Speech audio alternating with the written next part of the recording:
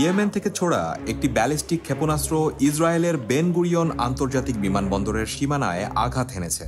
এতে একটি সড়ক ও একটি গাড়ি ক্ষতিগ্রস্ত হয়েছে এবং এর ফলে বিমান চলাচল বন্ধ হয়ে যায়।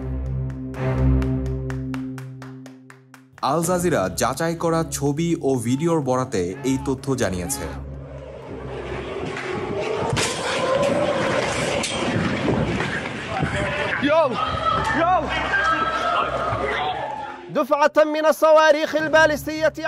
ইয়েমেনের হুতি বিদ্রোহীরা ইসরায়েলের সবচেয়ে ব্যস্ত বিমানবন্দরে এই ক্ষেপণাস্ত্র হামলার দায় স্বীকার করেছে। ইসরায়েলি সেনাবাহিনী রোববার সকালে জানায়, তাদের প্রতিরক্ষা ব্যবস্থা ক্ষেপণাস্ত্রটি প্রতিহত করতে একাধিকবার চেষ্টা করেও ব্যর্থ হয়েছে এবং এ বিষয়ে তদন্ত চলছে। প্যারামেডিকদের তথ্য অনুযায়ী এ ঘটনায় ৮ জন আহত হয়েছেন। এই হামলার ফলে ইসরায়েলের কেন্দ্রস্থলে অবস্থিত বিমানবন্দরে সাময়িকভাবে ফ্লাইট স্থগিত করা হয় এবং কিছু ফ্লাইটকে অন্যত্র সরিয়ে নেওয়া হয়।